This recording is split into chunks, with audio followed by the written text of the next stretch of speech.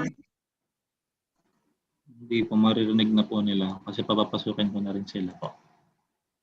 Hindi, yung sinasabi ni Krisha kasi baka pwede mag-message sa mga nasa waiting room. Sino Naka-live mag-message nun? Naka-live na po. Ah, okay.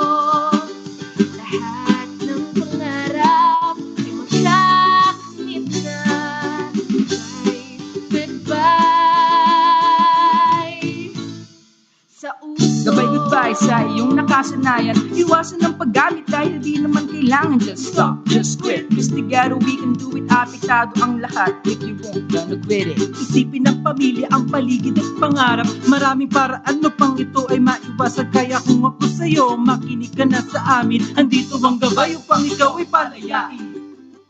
With these few steps, alam kong kaya mo. Kasama mong gabay, sama-samang mag-goodbye. Goodbye, goodbye sa usok.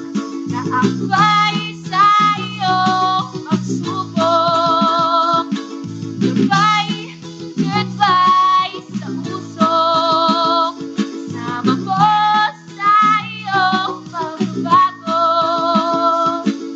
Lahat ng pangarap ay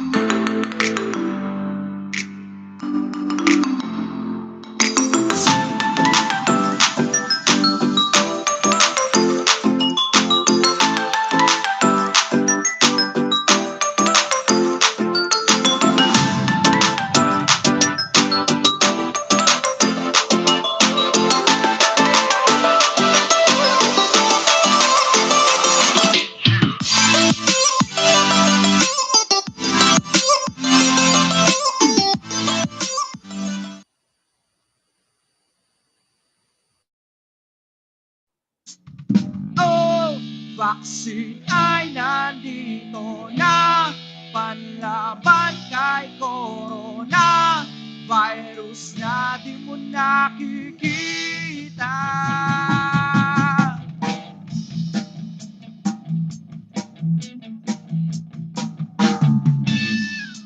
Aba, wag ka nang mag-alinlangan, bakuna ay iyong subukan. Oo, libre to, masusi na pinag-aralan, ligtas ito sa ating kalusugan. Oo, ligtas to. Sa vaccine protektado ka, lalakas ang iyong resistensya. Huwag nang mangamba, tara magpalista. Oh, vaccine ay nandito na, panlaban kay corona, virus na di mo nakikita. Sumunod sa protocol, gumamit ng alcohol, umagwat sa katabi, pag may symptoms magsasabi.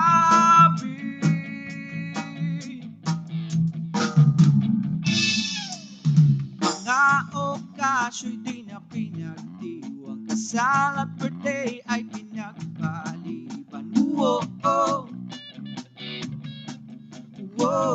oh. Mga negosyo may puhunan, nalugi sa pandemyang kalaban. Oh, oh. Oh, oh. Pulisiya ay ating sundin, maghugas ng kamay at distancing, pagsuot ng mask, face shield ay gamitin.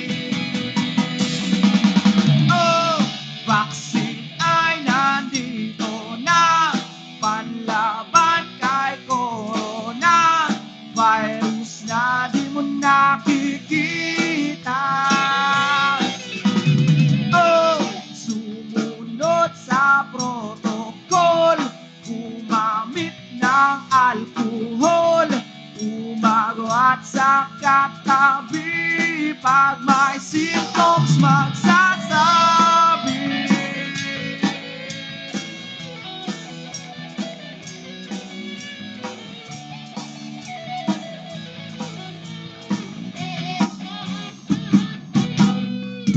Oh, vaccine ay nandito na, panlaban kay corona, virus na di mo nakikita. Oh, sumunod sa protocol, gumamit ng alcohol, umagwat sa katabi. Yeah! Oh, vaccine ay nandito na, panlaban kay corona, virus na di mo nakikita. Oh, sumunod sa protocol, gumamit ng alcohol, umagwat sa katabi, pag may symptoms magsasabi. Oh, oh, oh, oh. Pag may symptoms magsasabi. Oh, oh, oh, oh. Pag may symptoms magsasabi. Oh, oh, oh, oh. Pag may symptoms magsasabi.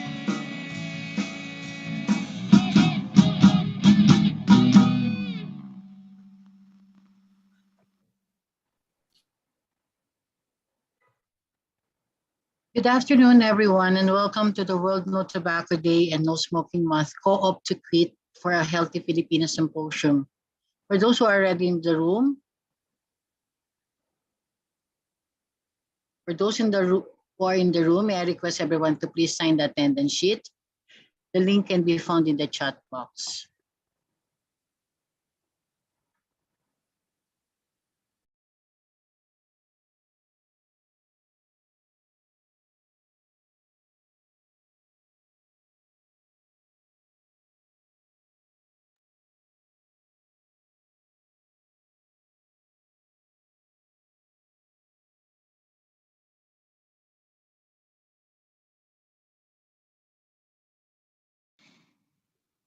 Kaabay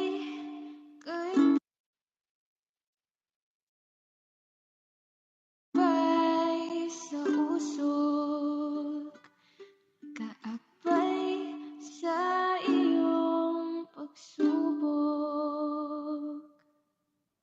Lahat ng pangarap ay makakamit na. Goodbye sa usok.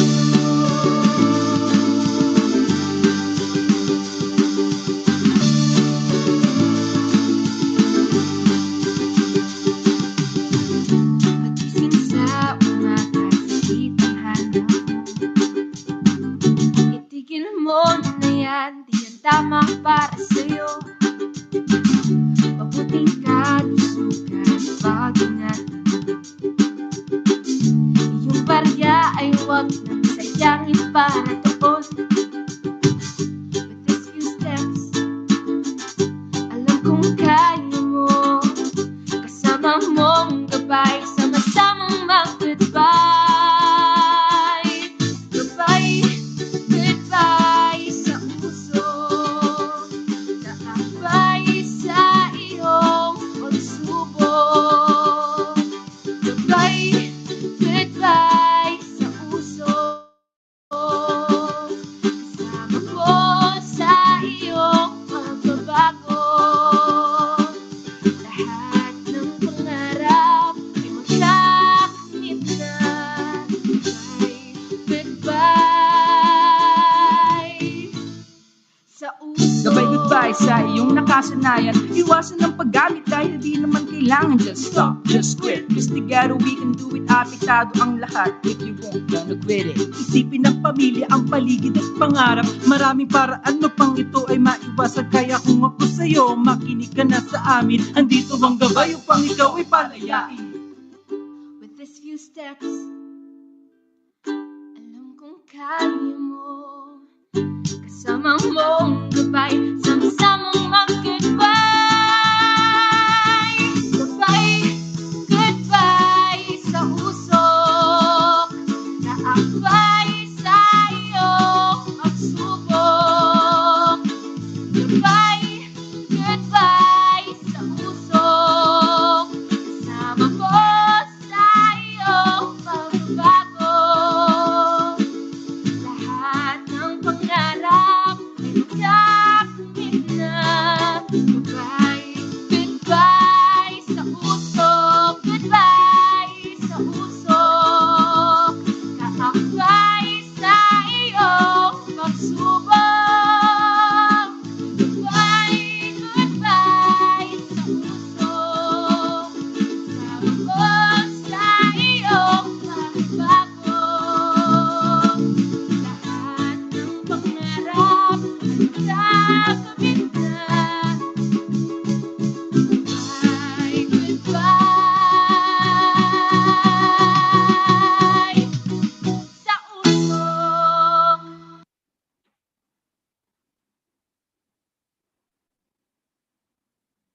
Good afternoon, everyone, and welcome to the World No Tobacco Day and No Smoking Month Symposium. The World No Tobacco Day is observed around the world every year on the 31st of May.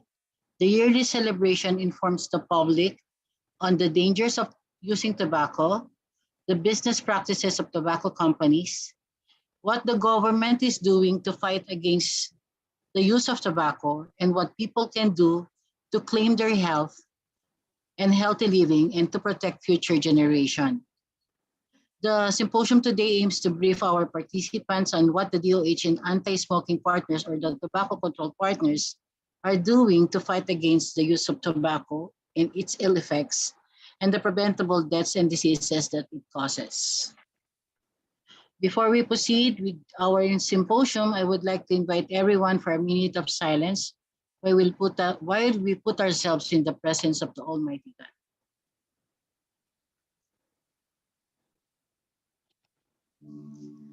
Dear God, thank you for the opportunity to meet together.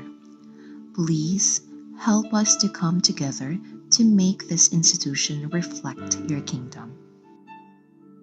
Breathe life into our ideas and decisions.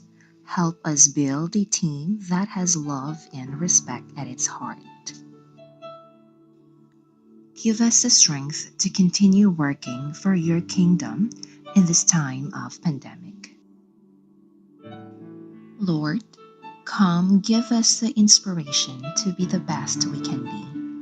May we be a shining example of your goodness and truth within, wherever we are. Inspire our thoughts, discussions, and ideas, and continue to remind us that all that we do here today, all that we accomplish, is for the pursuit of truth for the greater glory of you. We ask these things in your name. Amen.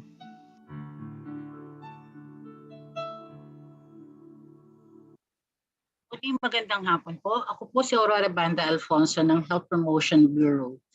And before we proceed, let's check what we have in store for you today. So, ito po yung programa natin.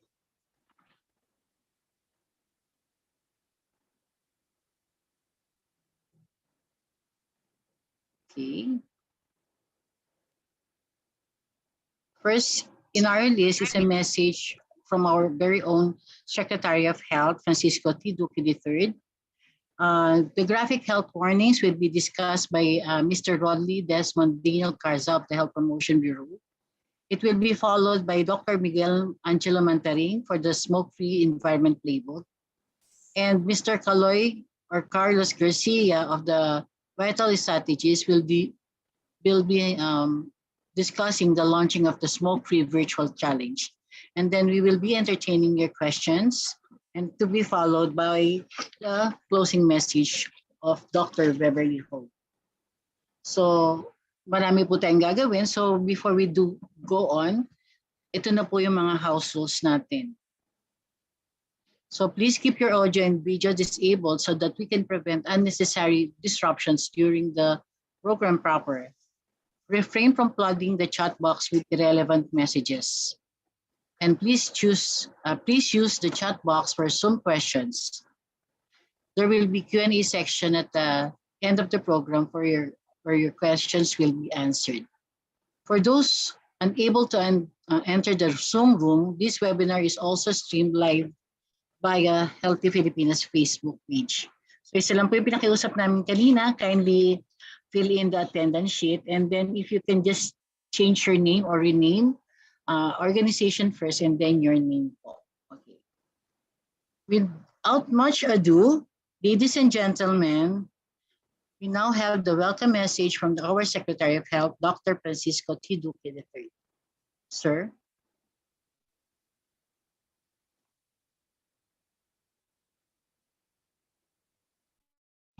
Sa gitna ng pandemya, patuloy na isinusulong at ipinatutupad ng Kagawaran ng Kalusugan at iba't ibang nating programang pangkalusugan na naglalayong makapagbibigay ng dekalidad na serbisyo sa bawat Pilipino.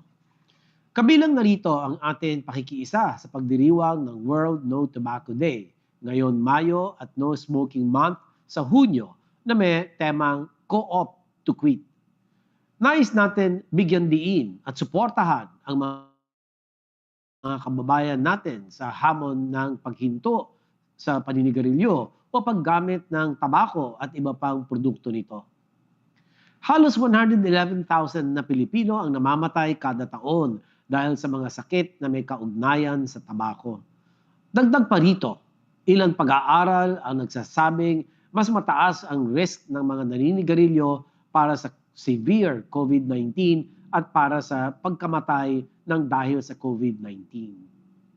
Kaya naman bilang pangunahing tagapangalaga at tagapagsulong ng kalusugan ng mga Pilipino, patuloy po tayong nagsasagawa ng mga hakbang upang mapababa ang bilang ng Pilipinong gumagamit ng sigarilyo, electronic cigarettes at heated tobacco products. Kamakailan lamang sa ilalim ng Formula 1 Plus for Health, Boosting Universal Healthcare, atin inilabas ng Administrative Order 2021-0031,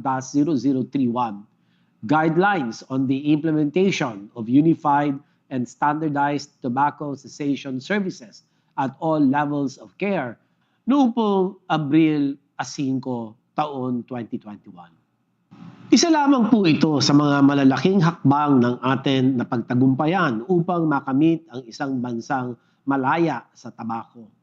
Kaya naman sama-sama tayong makibahagi sa ating mga komunidad na itaas ang kamalayan na alagaan ang ating kalusugan. Iwasan natin ang mga bisyo tulad ng paninigarilyo na nagdudulot ng masamang epekto sa katawan. Let's co-op to quit para isang healthy Pilipinas. Maraming salamat po. Thank you very much, Secretary Duque, for your very meaningful message. For the past decades, the Philippines has made great strides in implementing policy reforms that aim to reduce the burden of tobacco use. Aside from tax measures, the government successfully pushed for the legislation of several non-tax policies and population-level intervention to address the threat of tobacco usage. To discuss graphic health warnings, may I now give to you Mr. Rodney Desmond Daniel Carza, Division Chief of the Health Promotion Bureau. Sir Rodley. Thank you, Ma'am Au, and good afternoon to all attendees of this online forum.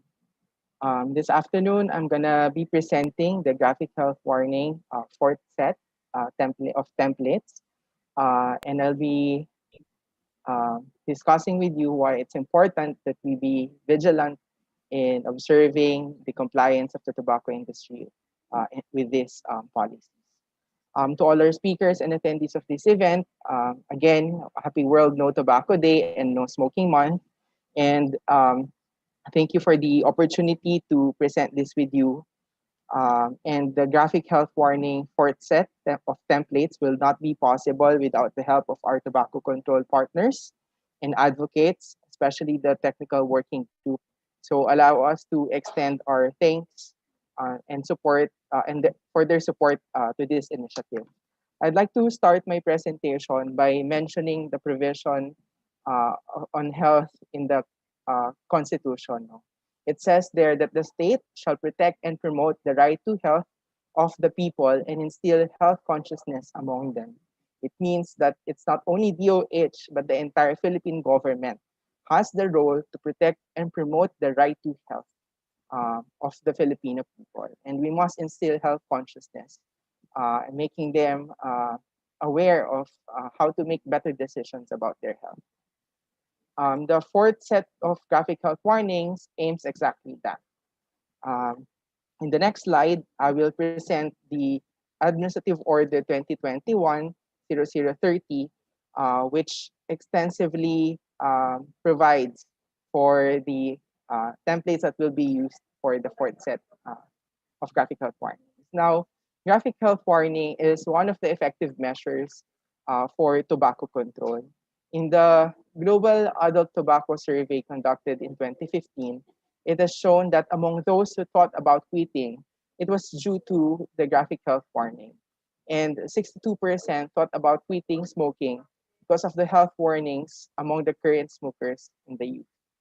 And about 44% thought about not initiating or not starting smoking because of the graphic health warnings for non-smokers. So it has shown that it's an effective measure for us to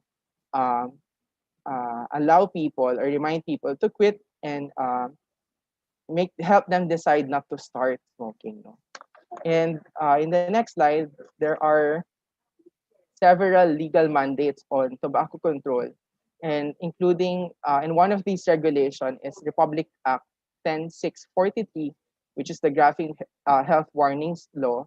And in 2014, the same year, its IRR, or implementing rules and regulations, was also issued. During that year, the Department of Health also issued the Department of Health's Administrative Order 2014-0037, which provides for the template specification and guidelines. It also provides the first set of graphic health warnings, and in the succeeding years, we've issued several amendments to issue the different set of graphic health warnings. So in 2014 AO 37-B, we have presented the second set of graphic health warnings. And in 2019, we've issued 2019-009, or the third set of graphic health warnings. This year, we're issuing the fourth set of graphic health warnings for tobacco products. In the next slide, it is provided that, next slide please. It is provided that the TOH shall issue a maximum of 12 templates of graphic health warnings to be rotated, and these new templates shall be valid for 2 years. That's why this graphic health warning, the fourth set, is issued now, and it will be valid next year until 2024. Next.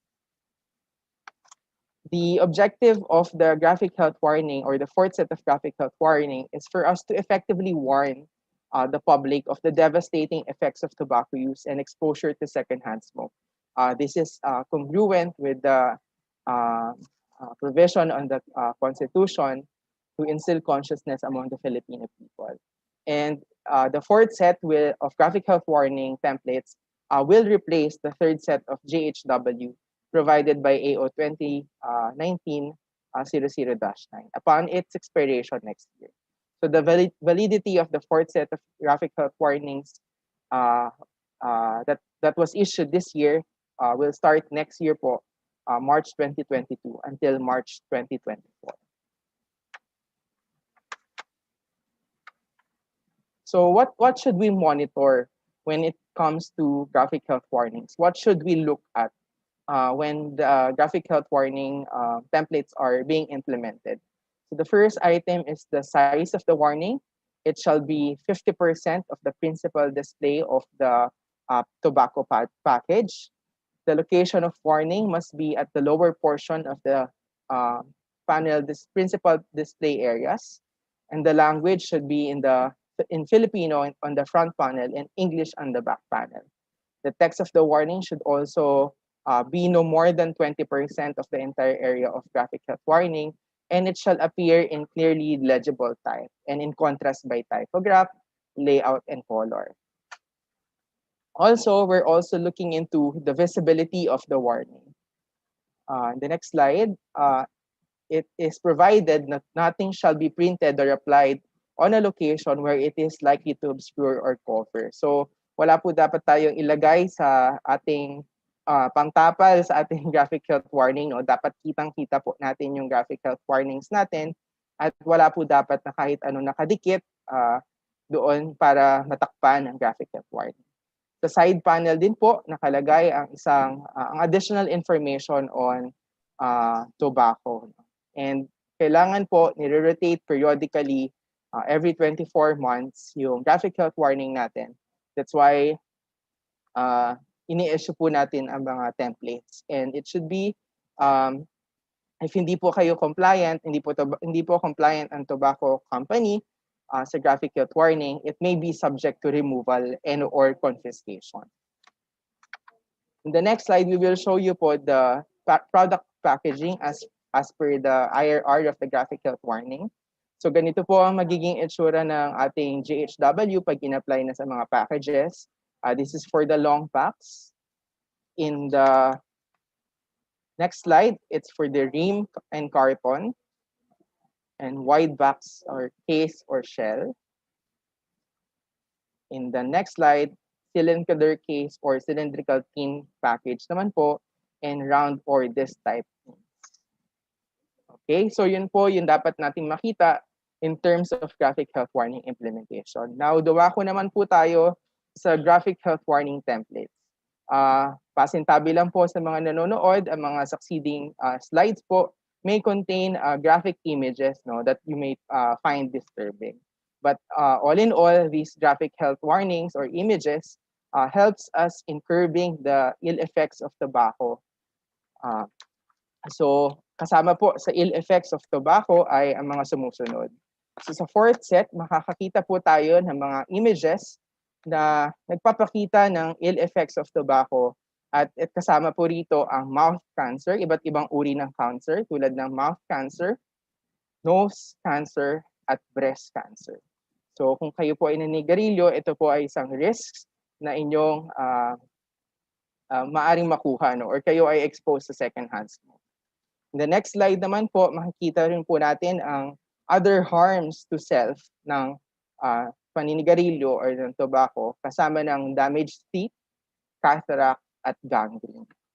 At sa huling slide naman po, makikita rin naman ang harms to other people or others, which includes premature birth and stillbirth. Sa ating pong ika-apat na set ng GHW template, sa side panel ay makikita ang bagong quit line ng Department of Health at Lung Center of the Philippines. Ito po ang DOH quit line 1558 na kung saan maaari po kayong tumawag kung kayo ay nag-iisip o nagbabalak na tumigil sa paninigarilyo. Ito po ay maaari niyong tawagan at maaari po kayong kumonsulta kung paano po kayo makaka-quit sa paninigarilyo. Pero ito po ang bagong quit line ng DOH, pero meron pa rin pong ibang other quit line numbers na pwede nyo pong tawagan. Sa susunod na slide, ito po ang mga current numbers in operation as well na pwede nyo pong tawagan. No? So DOH quit line number 165364 ay for Metro Manila subscribers po, while the cellphone numbers naman po ay pwede nyo rin tawagan. No? At ang bagong toll-free quit line nga po ay 1558 na pwede nyo rin po ang tawagan. At ito rin po ang naka-reflect sa side panel ng ating fourth set ng graphic health warning. In the next slide, makikita nyo po ang isang social media card na kung saan inaanunsyo po ng Department of Health ang availability or publication ng fourth set of graphic health warning. Ito po ay para sa mga kumpanya ng tobacco na kung saan maaari nyo na pong i-download ang graphic health warning templates natin para sa taon na to, para sa susunod na taon naman po ay makikita na natin ang inyong, maobserbahan na natin ang inyong compliance. Meron pong pag-aaral na recently ng ating partner from ASH Philippines na medyo mababa po ang compliance ng mga tobacco companies in terms of the graphic health warnings, no? What to check dun sa graphic health warnings. So ang isa pong mensahe ito na sa mga susunod na taon, ini-expect po natin na ang mga tobacco companies ay susunod sa patakaran tungkol sa graphic health warning. So hindi po excuse na hindi available ang graphic health warning. Ito na po, meron pong link dyan kung saan niyo po pwedeng ma-download ang fourth set of graphic health warning templates. At muli, gusto ko po sana kayong pasalamatan for attending this media forum in celebration of the World No Tobacco Day. The Department of Health extends our gratitude to all our tobacco control partners for their extensive support to tobacco control and prevention initiatives of the department. We also wish to express our full support on their various initiatives to implement stronger and more stringent measures and mechanism on GHW compliance. Together, let us work towards achieving better health outcomes for every Filipino and realizing our vision of a healthy Philippines, protected from the harms of tobacco, vape, and heated tobacco products by 2030. Muli, happy World No Tobacco Day po sa ating lahat at tayo ay mag-co-op to quit. Maraming salamat. Thank you, Sir Rolby, for that comprehensive presentation. So let's go to the next topic. The road to a smoke-free Philippines is not easy. We need all the help in order to achieve it. To discuss the smoke-free environment playbook, ladies and gentlemen, let us all welcome Medical Officer for the Health Promotion Bureau, Dr. Miguel Angelo Montaring. Dr. Migo, please.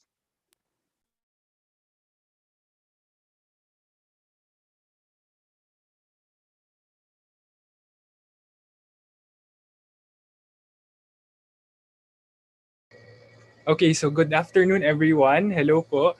Happy World No Tobacco Day. I'm Dr. Miguel Mantaring and I'm here to talk about the department's initiative through the Health Promotion Bureau in creating smoke and vape-free communities.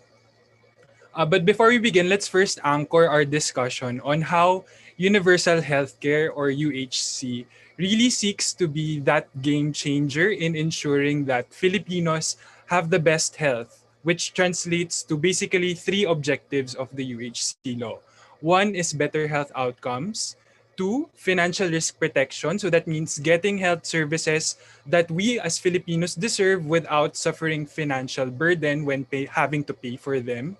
And number three, responsiveness of our health system, which capacitates us to really address root causes to health problems by reorienting our services to enable more promotive and preventive interventions, which supports the financial viability of the reforms in the UHC law. And with all of these, UHC being not only just a law, but a school of thought and a way for us to do things to achieve that matatag, maginhawa at panatag na buhay, it's heavily anchored on primary healthcare, which ensures that we're able to attain the highest possible level of health and well-being through equitable delivery of quality health services, meaning that primary healthcare is a whole of society approach and all of us have a business to protect the right to health of every Filipino as stipulated in our constitution. So with the passing of the UHC law, health promotion really aims to be that main driver of making sure people don't get sick or need health services in the first place. And with that, we've come up with the Health Promotion Strategic Framework, which serves as the country's guiding document for health promotion for the next 10 years up to 2030. Basically, the Health Promotion Strategic Framework acknowledges how each determinant influences our health. We see here that healthcare is not at all a major determinant. It only makes about 20% of what actually makes us healthy, yet it makes such a large proportion of what we spend for. A more important factor to consider is the combined influence of our environment, our socio-economic conditions, and our behaviors. More than access to care, we have to look at health more holistically, taking into account the factors that may lead to poor health or disease among Filipinos. So more than focusing on individual behaviors, we have to take into account people's environments. Do their surroundings enable or prevent them from practicing healthy habits? The Peoples and Places framework expounds on the previous slide's explanation of what makes us healthy. So it's an alternative means of explaining the social determinants of health. Simply put, there are attributes of the people and the place which influence whether or not people are enabled or empowered to practice healthy behaviors. So just as we cannot expect an individual to practice healthy behaviors if they don't have the right knowledge, we also can't expect them to practice healthy behaviors if they don't have social support, if their peers don't believe in healthy behaviors, if their income or their geographical location prevents them from practicing the behavior, or if products to help them practice such behaviors are not available, and if the policies are not in place to support such behavior. Health promotion is a comprehensive process of enabling people to increase control over their health and its determinants. Because it does not only focus on strengthening the skills and capabilities of individuals, it also requires action directed towards changing the social, environmental, and economic conditions that impact individual and public health.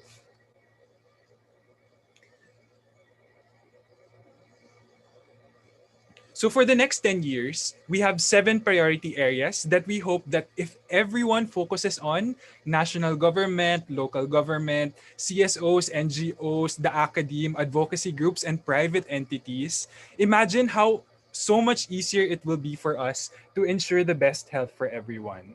So the priority areas are as follows. Priority area 1, diet and exercise. So we want people to move more and eat right. Priority area 2, environmental health. We want people to be clean and live sustainably. Priority area 3, vaccination. So we want people to get vaccinated. Priority area 4, which covers our celebration for today, substance abuse. We want people to not smoke, lessen their alcohol, and say no to drugs. Priority area 5 is mental health. So we want people to care not only for themselves but for others as well. Priority area 6, sexual and reproductive health. We want people to practice safe sex. And lastly, priority area 7, violence and injury prevention. We want people to do no harm and put safety first. So these priority areas were chosen through a very comprehensive process of analyzing the most important causes of disease, injury, and death among us Filipinos, taking into account also our policy mandates, our commitments to local and international laws, and consulting with different national government agencies, local government units, CSOs, NGOs, international development partners, the academe, medical societies, and private entities. And we really hope that we will not be working on these alone. We really aim to work together with various sectors to make healthy Pilipinas possible. The HPFS, or the Health Promotion Framework Strategy, aims to enact interventions for each priority area in three main settings. So that's at home, at school, and in the workplace. So these are the settings where Filipinos spend most, if not all, of our time. The goal of the Healthy Settings approach is to maximize disease prevention via a whole system approach, fitting a person's particular needs in a particular time and place to make the healthy choice the easy choice all the time.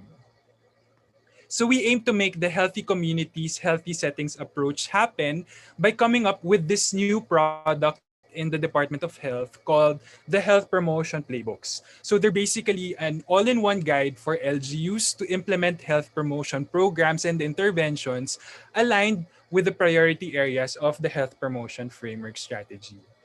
Given the mandates for health promotion in UHC, we get asked a lot by LGUs, how do we actually do health promotion? Or how do we set up our program? What do we need to run the program, the people, the skills, the resources, where can we get them? And these playbooks really just aim to guide LGUs in answering just those, but also acknowledging the contextual specificities of each LGU, which is why they are non-prescriptive and only references that can be tailor-fit and modified based on the actual needs in the community. So the goal is really just to provide actionable recommendations and ready-to-use tools so that health promotion becomes easy for LGUs, given that it's all quote-unquote new. More specifically, we aim to make LGUs understand the general situation, why they need to do this based on the evidence and data currently available, as well as provide the recommended solutions and interventions with complete health promotion components. So when we say complete health promotion components, it abides by the Ottawa Charter for Health Promotion, which is sort of our Bible, if you may call it that, wherein we just don't develop personal skills by teaching people what to do and providing more information, but also utilizing the other action areas of building healthy public policy, strengthening community action, creating supportive environments, and reorienting the health system. Which is why in each playbook module, you will find at minimum the following. One, a summary briefer of the proposed intervention so that the readers have the data and evidence to support what they're lobbying for to decision makers and policymakers in their communities. Two, the template ordinance to facilitate the passage of supportive policies to the proposed health promotion intervention and program.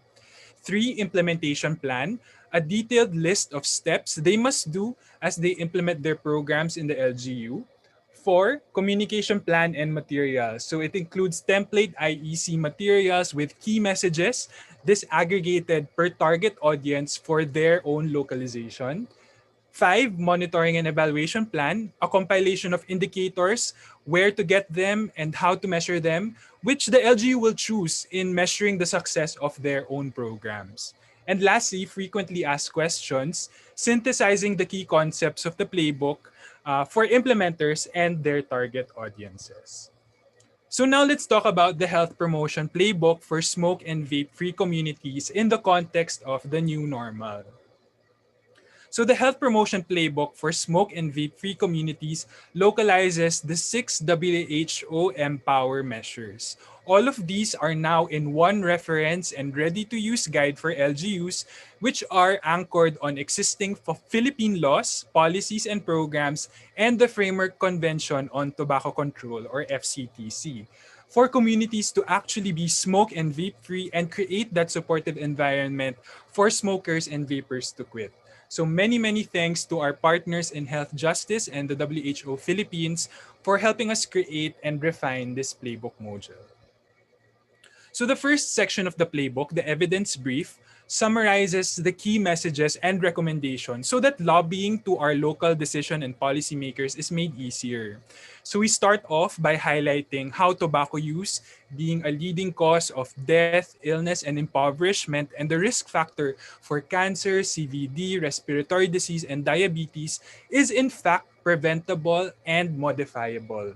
And we can also talk about how it's not just the impact on health, but its economic burden as well, citing the over 188 billion peso cost attributable to the detrimental effects of smoking in 2012. We also highlight how it's not just the tobacco users, but also those who are exposed to secondhand smoke as well. There is no safe level of exposure to secondhand smoke. So just because you think you're only exposed a few minutes a day, you're more or less safe from its harmful effects, that's really not the case. We highlight the GATT survey, which told us that 1 in 5 Filipino adults who work indoors report being exposed to tobacco smoke in their workplaces. And 1 in 3 Filipino adults also report being exposed to tobacco smoke at home. So simply separating the smokers from the non-smokers and ventilating enclosed smoking areas cannot completely reduce our risk of exposure to secondhand smoke and continues to place us and other people at constant risk. Next, we expand and shed light on the rise of novel tobacco products or electronic cigarettes. The solutions and emissions coming from these products have also been found to contain toxicants, which is harmful for both direct users and those exposed secondhand. Despite it being publicized as a smoking cessation tool or a harm reduction strategy, this hasn't really been clearly established and supported by good quality evidence. And lastly, with the COVID-19 pandemic, being smoke and vape free has never been given such value and importance as compared to now.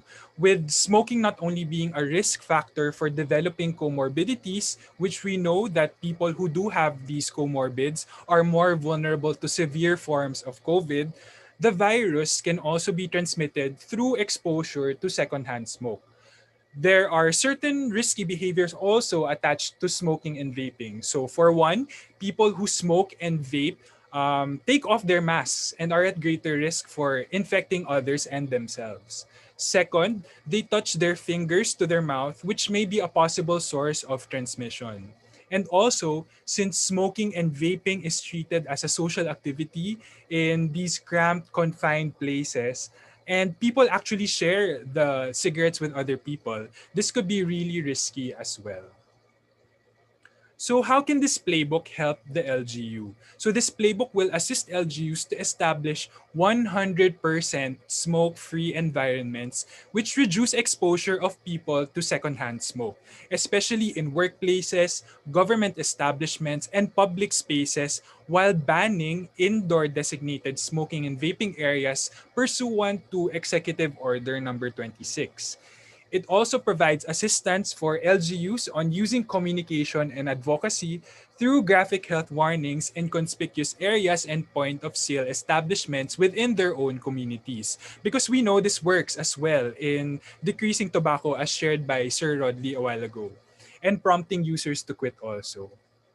And finally, the playbook will assist the LGU in protecting the youth and other vulnerable groups from potential addiction to cigarettes and other tobacco products through the strict enforcement of their sales ban used by persons below 21 years old and operating in close proximity to areas frequented by the youth.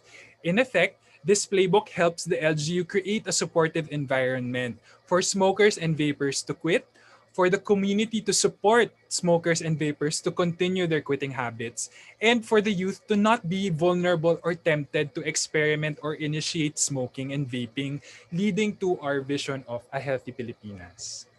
We're actually inspired and taking a page from our many smoke-free cities and municipalities, one of which is Balanga, Bataan, who through the years have intensively campaigned and created a supportive environment um, through healthy public policy, such as their comprehensive tobacco and nicotine regulation ordinance and tobacco-free generation and game strategy ordinance.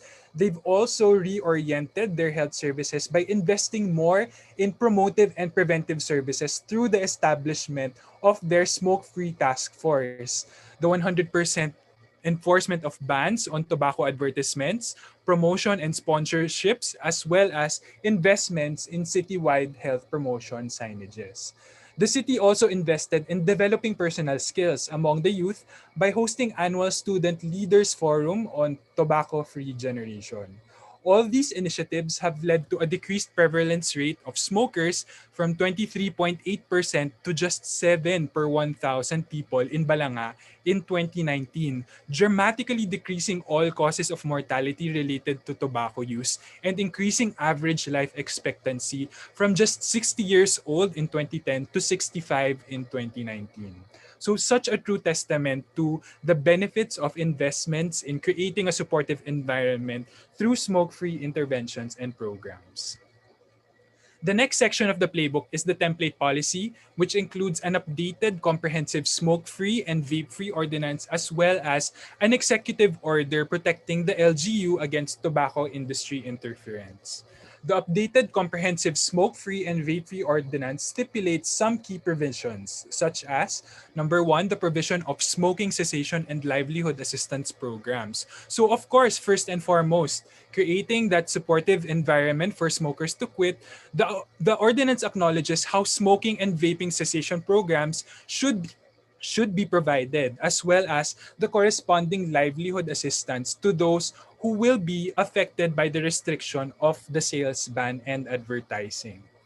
Next is the creating accountability for persons in charge to post and display all signages in public areas within their jurisdiction, inclusive of no smoking and no vaping signs, no selling to persons of minors or persons below 21 years old, graphic health warnings in outdoor designated smoking areas, and information on how to get help and to quit. Next is the creation of the Smoke and Vape Free Task Force, responsible for implementing, enforcing, and monitoring the ordinance. There are now added provisions and safeguards to protect the task force from tobacco industry interference, such as a declaration of conflict of interest and penalizing such acts in compliance with the CSC-DOH Joint Memorandum Circular. Next are the prohibited acts, all of which are aligned with national legislation such as the prohibition of smoking and vaping in public places, selling and distributing tobacco products to minors and electronic cigarettes to persons below 21, selling products removed from its original packaging or single stick selling, the prohibition of selling tobacco products in open display shelves of stores for every buyer to see, as well as online selling and advertising subject to the regulations and guidelines of the FDA. The ordinance also concretizes the health promotion action area of strengthening community action by deputizing civilian enforcers and providing them the necessary resources and incentives. And if not the most important, the details on how the program will be financed. So for the LGU to identify sources of its initial funding to annual budget, as well as the setting up of a local trust fund sourced from the percentage of the proceeds from penalties acquired in the violation of the prohibited acts stipulated in the ordinance. Next, the playbook also contains an outline of the activities the whole LGU may undertake together to achieve the smoke and vape-free vision of the LGU via an implementation checklist with a detailed list of activities, target date, person and office responsible, and status, whether it's ongoing or completed. all of which is for the LGU to accomplish and modify based on their planning and discussions. Next is the basic resource requirements section, detailing unit cost references for the resources needed to create their smoke and vape-free communities. As what is prescribed in the playbook, the resources we will need reorients our healthcare services by investing more strongly in the advocacy and communication materials such as our no smoking and no vaping signages, which will be dependent on the number of public places in the LGU, inclusive of the number of point of sale establishments, the number of schools, the number of health facilities, the number of food and entertainment establishments, and the number of public utility vehicles and the likes, and investments as well in strict enforcement of our healthy public policy, including the remuneration for enforcers and private citizens, as well as the capacity building for them, which will be dependent on our target number of enforcers and deputized civilian enforcers, the number of which is tiered or adds up as the program evolves and develops in the LGU. Finally, the amount of investments in primary care services will largely depend on how well our prevention and promotion activities are taking effect. Next, the playbook also contains an outline and sources of capacity development for developing the skills of task force members, the enforcers, and smoking cessation services to be provided by primary care providers. In addition, there's also template communication plan containing suggested key messages which are tailor-fit to the recommended target audience, a monitoring and evaluation plan, and some frequently asked questions for the local implementers in the LGU, current smokers and vapers, and the general public. And finally, the template health warnings, which were presented by Sir Rodley, are also available in our playbook, ready for production and posting in your LGU's identified public spaces, areas frequented by the youth, and government facilities. There are also FAQs in poster format, social media cards, and all DOH graphic health warning templates throughout the years. So now what's next after that we have this playbook right now? We've already released Department Memorandum 2021-0244 disseminating all health promotion playbook modules to our Centers for Health Development and local government units. Last March, we held a nationwide virtual orientation for the health promotion playbooks with over 1,000 participants from Batanes to BARM, and we've shared preliminary versions of the playbook with them as well. Currently ongoing is the provision of technical assistance to UHC implementation sites in achieving the local health system maturity level, with the health promotion playbooks as a tool in ensuring that the integrated health system of the province or city, as mandated by the UHC law, has health promotion programs aligned with the priority areas of the health promotion framework strategy. We're also currently working with the DILG as stipulated in the UHC law, wherein the DOH and the DILG shall formulate a joint administrative issuance to implement, monitor, and evaluate health promotion policies and programs in LGUs, which the playbooks are a part of. Right now, as part of the development process of the playbooks, we are now in the piloting phase to assure that when we have that final product, the final health promotion playbook for communities, each module will be applicable regardless of the context of the LGU. So we're pilot implementing each module just to test out how the content is written and provided to the LGUs, while we in the DOH are providing technical and financial assistance to 3 types of LGUs during the pilot implementation. 1 first to third class city, 1 first to third class province, and 1 fourth to sixth class province. And since to really enact the health promotion framework strategy in its entirety and not create individual 7 programs and silos, each with its own implementation plan, monitoring, report, and funding, we want these playbooks to be complementary to each other. In as much as we can talk about preventing substance abuse and creating a supportive environment for smokers and vapers to quit, if people don't get social support related to their mental health, Or if people don't have other means of distracting themselves or engaging in other forms of activities which lessens their cravings or their habits, such as public places to exercise or having healthy food choices, or just going down to even addressing basic determinants for people who use tobacco and electronic cigarettes to escape their problems, such as having basic water and sanitation facilities, or even just promoting COVID vaccination, which hampers the fear of getting infected. So we're just not acting on preventing substance use and creating smoke and vape free communities alone, but everything else which should naturally follow, which if we all work together, will really make healthy Pilipinas possible and happen. So for a copy of the health promotion playbook on smoke and vape free communities and the other playbooks as well, you can download these through the link on your screen. And that ends my presentation. Thank you very much. Happy World No Tobacco Day.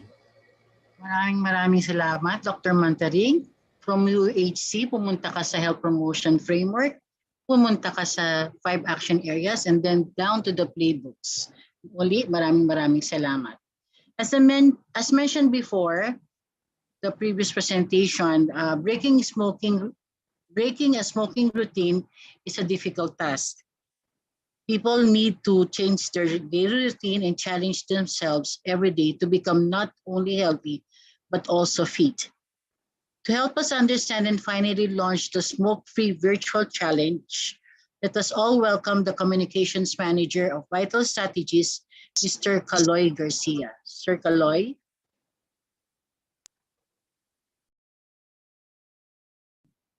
Hi, Ma'am. Good afternoon to everyone. Good afternoon, Sir Caloy. So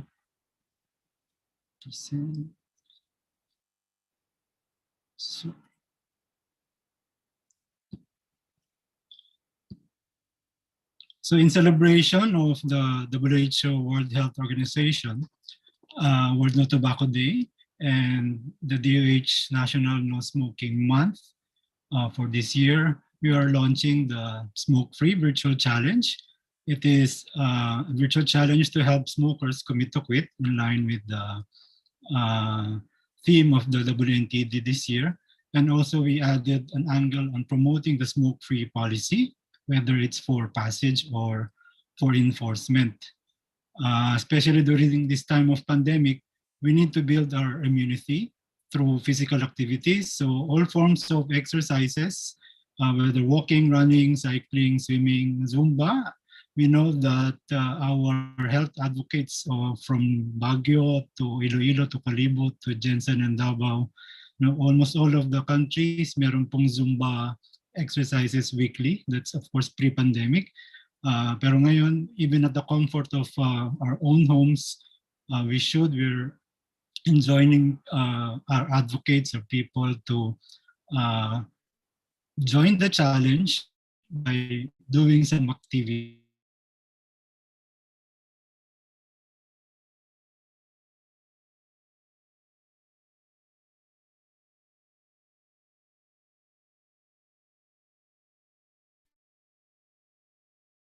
How can the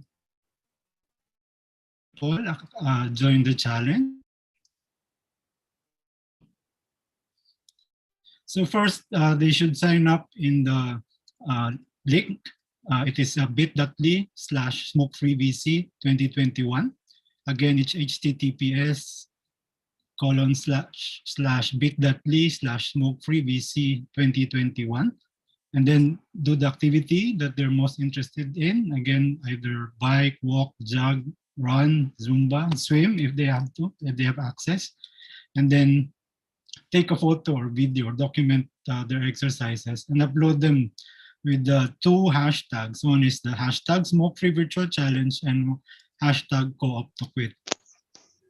And then we'll be asking them to join the support group in Facebook, the Co-op2Quit support group, para po makatulong tayo sa smoke-free journey ng mga smokers na i-invite natin. So ito po yung square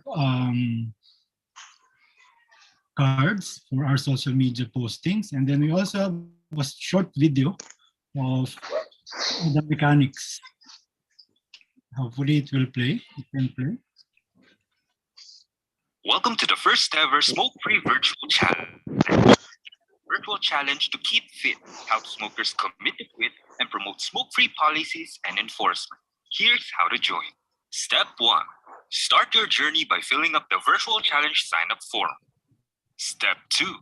Do the activity you are most interested in, be it running, walking, biking, swimming, or any physical activity. Step 3. Take a photo or video and upload them with the hashtag #SmokeFreeVirtualChallenge and hashtag #CoOpToQuit. Step 4. Join our virtual guild on Facebook at #CoOpToQuit support group to guide you in your smoke-free journey. Welcome to the first ever smoke-free. So through this challenge, we want to help smokers develop a routine that they can do every day to commit to quit and stay smoke-free. At the same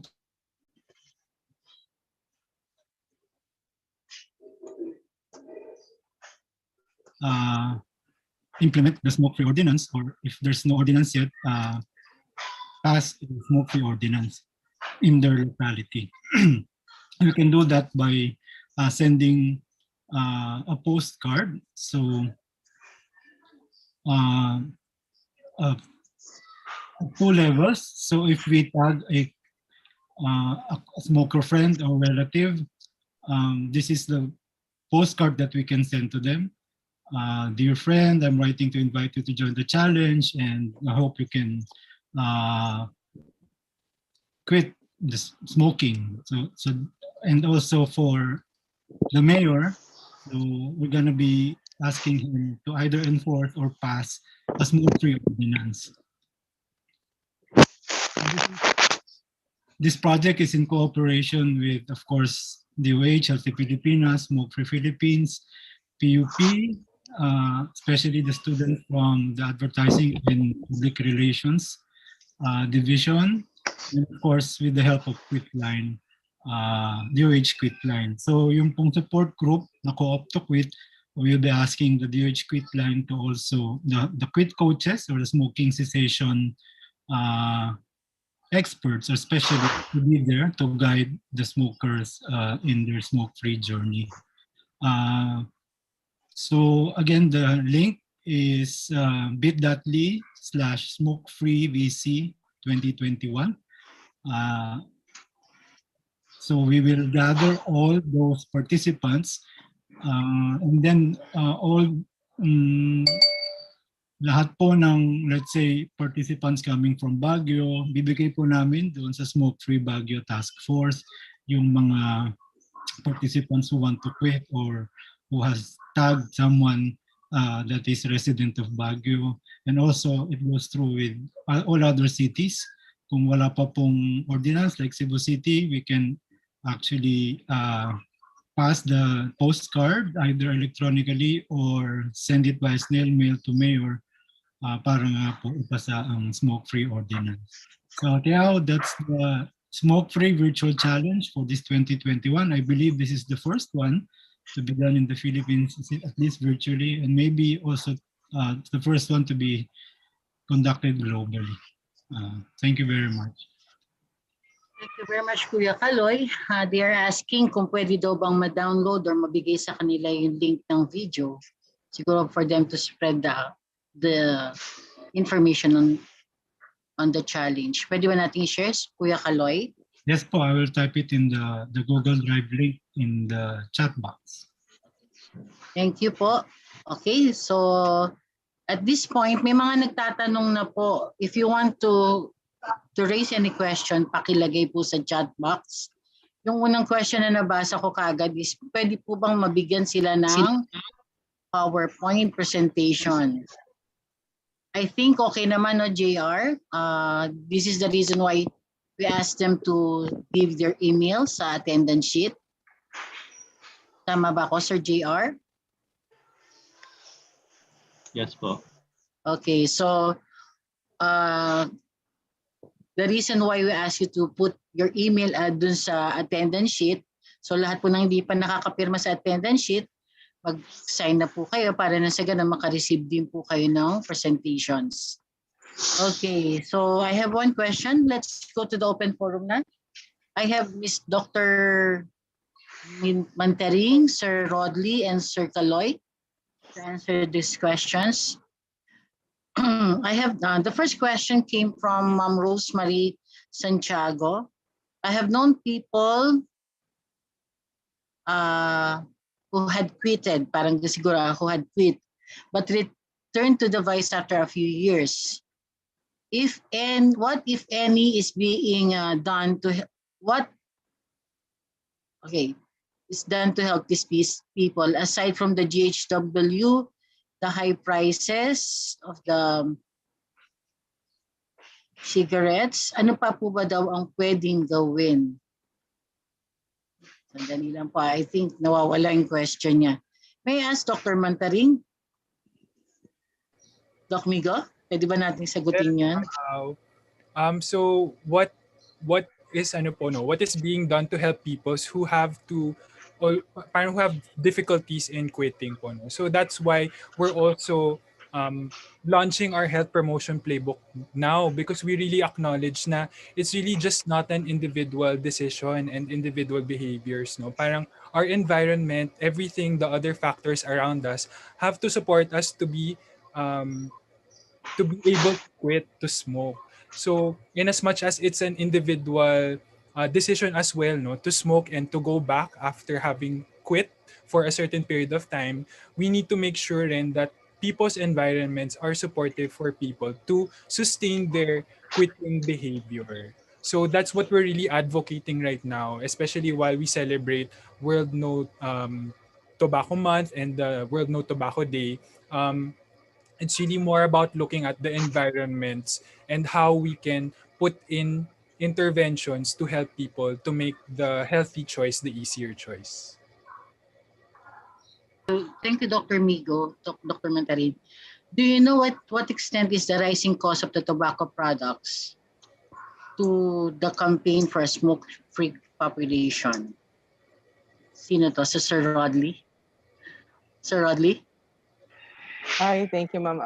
That's a tough question, no? But allow me to somehow unpack it. So, what is the extent of the rising cost of tobacco products contributory to the campaign on smoke-free population? So, how much, I guess, sin tax affects the entire smoking population? So, the taxation of tobacco products is one of the measures that has proven to be effective in curbing the prevalence of smokers in the country. And I think we've seen this outcome, no, in the past years, wherein we're seeing a slight decline of smokers in the country. Partly because of the rising rising sin taxes on tobacco products. But again, it's not just no single intervention will address the problem of smoking in the country. That's why it's very important that all these measures, graphic health warning, plain packaging, if kaya po natin i-push, sin taxes, providing supportive environment, making sure that the tobacco cessation services is available, will somehow interplay and contribute towards smoke-free Philippines. No? And I'm glad that our colleague po na Dr.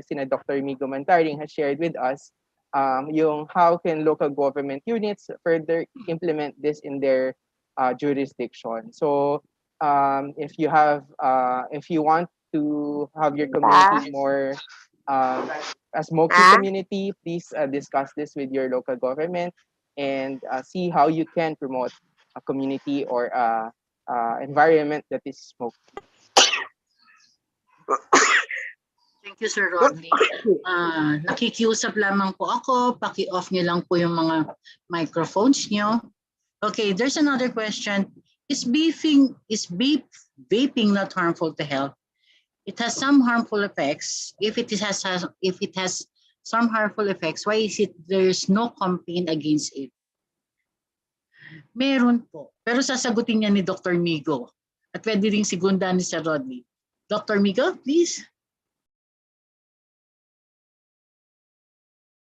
Sorry, I'm on mute pala. So yes, no, tama no na actually vaping is also harmful for our health po no. It's not true na it's a more safe form of smoking. Parang it's actually promoted that way, no, na parang it's a smoking cessation aid. It helps people to stop smoking their tobacco.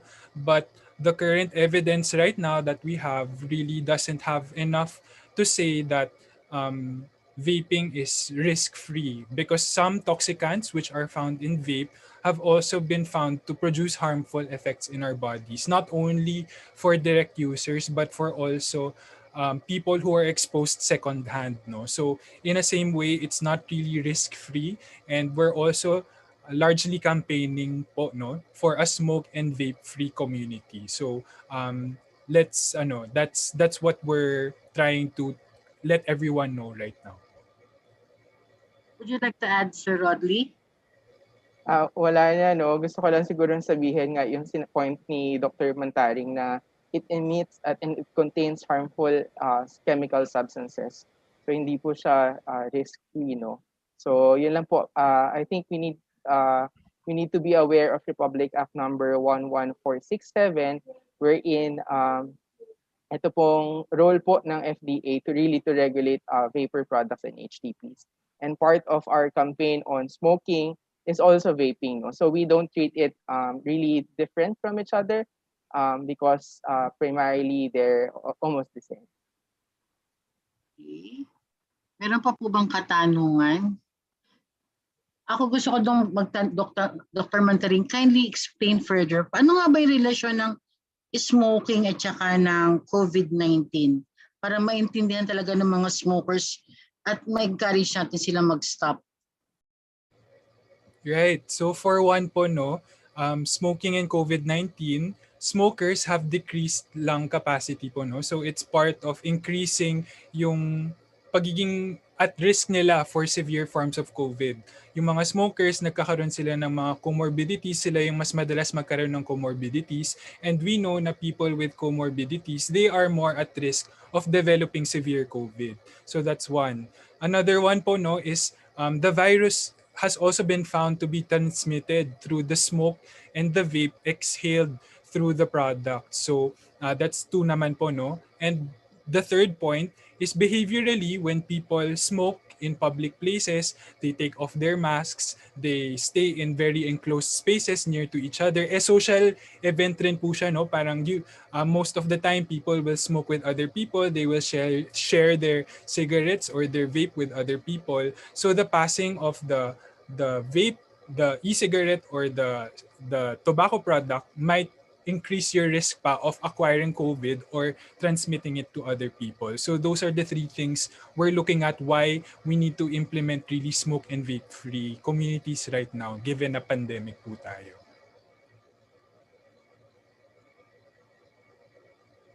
Thank you, Dr. Mantaring. The next question is that, may I ask lang po, are we moving towards plain packaging for these things? Are there efforts being done towards this? Sir Rodley. Yes, that's a very good point. No, plain packaging is really the way to go, and we're closely working with our partners, tobacco control partners, and stakeholders to push for plain packaging in the future. But meanwhile, we must continue to implement graphic health warning habang naghihintay po tayo ng standard or plain packaging. But yes, there are efforts moving towards plain packaging. Thank you, Sir Rodley. I think this question goes to Dr. Mantaring. Does the DOH promote the use of nicotine patch or nicotine patch? Dr. Migo or? Yes, Ma'am Au. So I believe this is good news for all of us. Recently, maybe Sir Rodley can shed more light, but the FDA has recently approved certain tobacco cessation products in our national formulary. So Sir Rodley, baka you have more specific details about that. Sige. So the Department of Health Disease Prevention and Control Bureau po, unfortunately they can't join us this afternoon, issued AO 2100-31, which really provides for the guidelines on the unified and standardized tobacco cessation services at all levels of care. And this will include po certain interventions for us to quit, no, help us quit smoking. And nicotine gums and patches is included in the 2017 clinical practice guideline for tobacco cessation. So yes po, it's included as part of our tobacco cessation activities. And nabanggit na nga rin po ni Migo na inaprubahan na sa ating pong isang committee ang paggamit ng ganitong mga interventions. No? So patches, gums, and other ways to for tobacco cessation services. Okay. Basahin ko lang po itong message si Dr. Ulysses Doroteo, na isa nating tobacco control advocate. And I think I think itong message na to is para sa ating lahat. May kampanya laban sa e-cigarette pero lubos na malakas ang misinformation campaign ng industriya.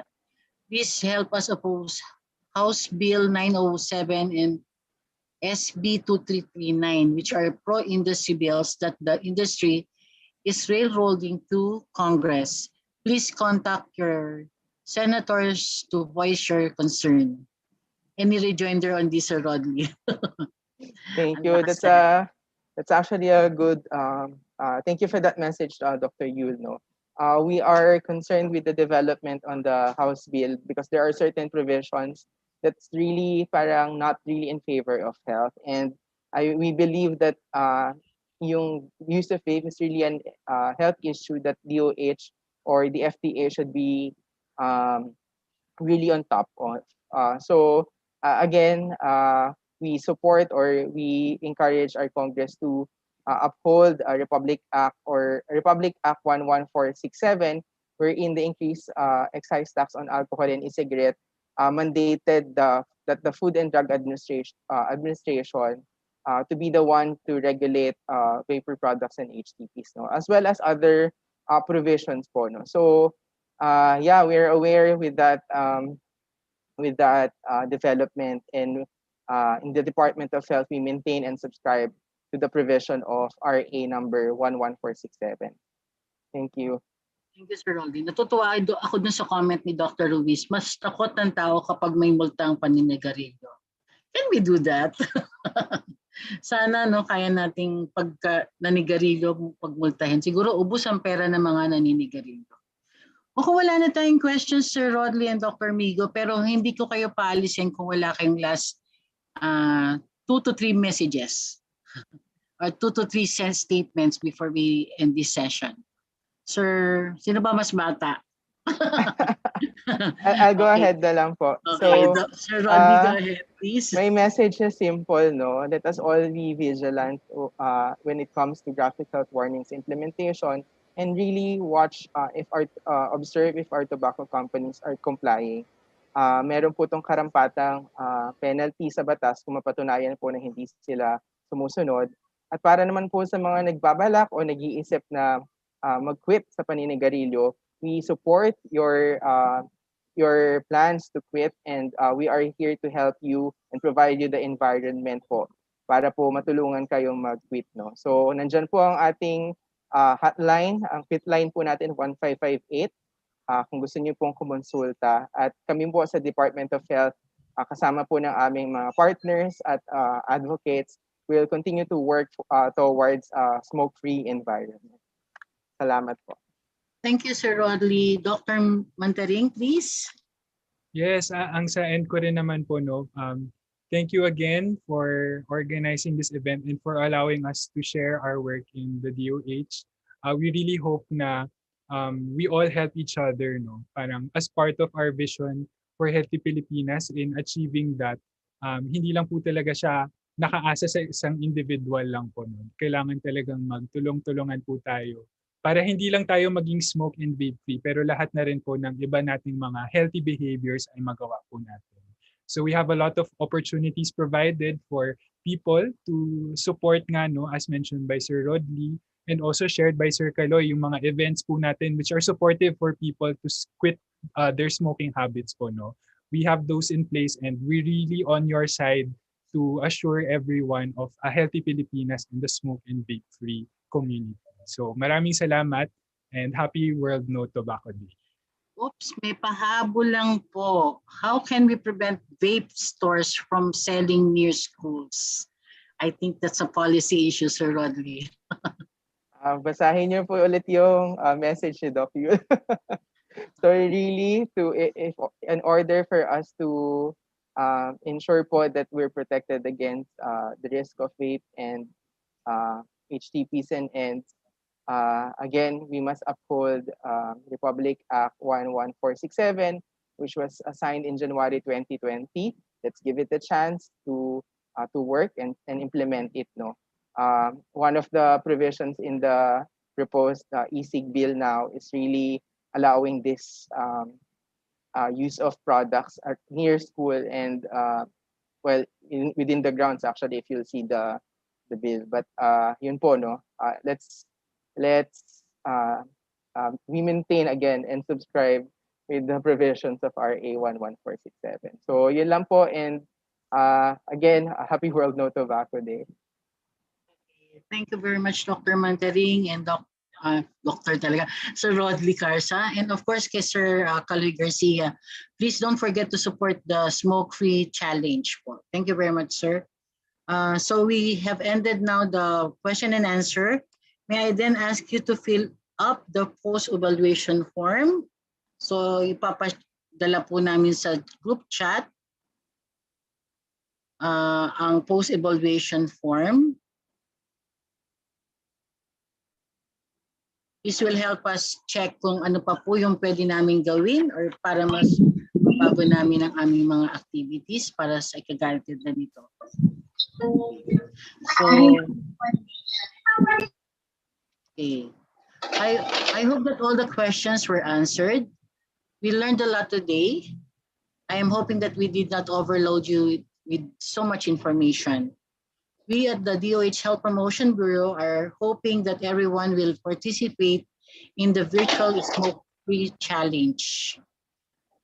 Now, let us all welcome the Director for the Health Promotion Bureau and the Disease Prevention Bureau for her closing message. Let us all welcome Dr. Beverly Lorraine Ho.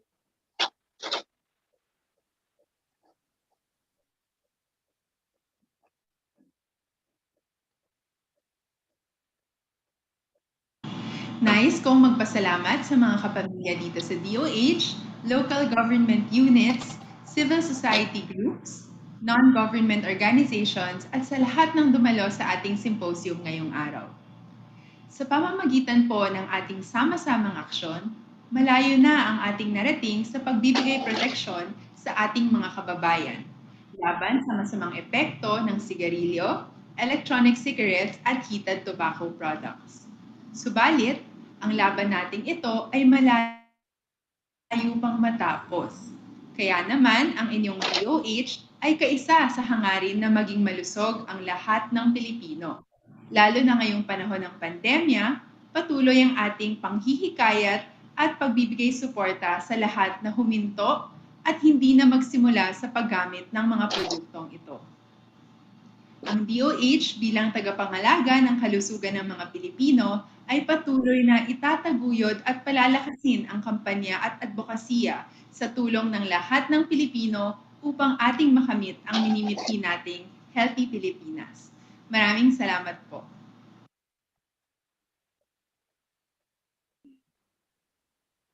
Maraming salamat, Dr. Beverly Ho.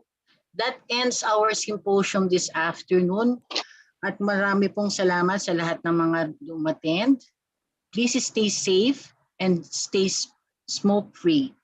Magandang hapon po sa ating lahat.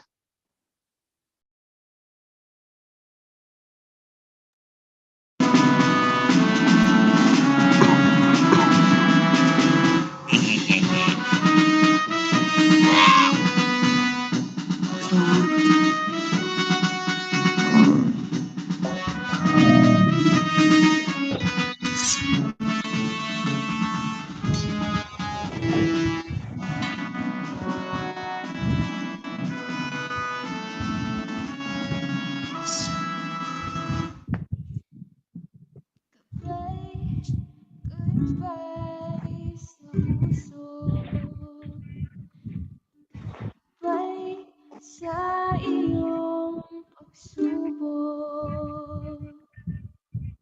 Lahat ng pangarap ay goodbye sa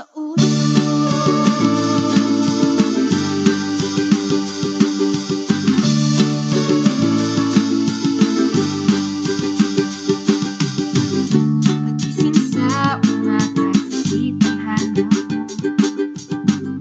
Itigil mo na yan, di yan tama para sa